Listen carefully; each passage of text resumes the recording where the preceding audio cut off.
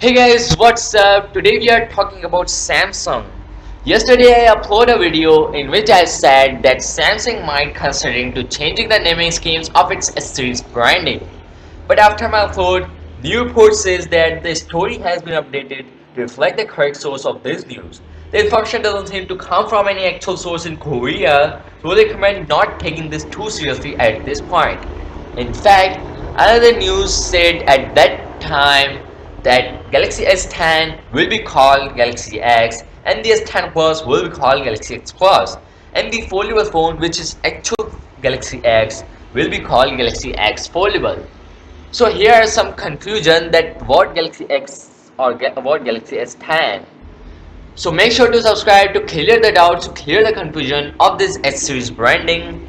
And as you can see on the screen, this is the color of the Galaxy S9 Plus and S9, which is coral blue, and it leaked out by AirLeaks.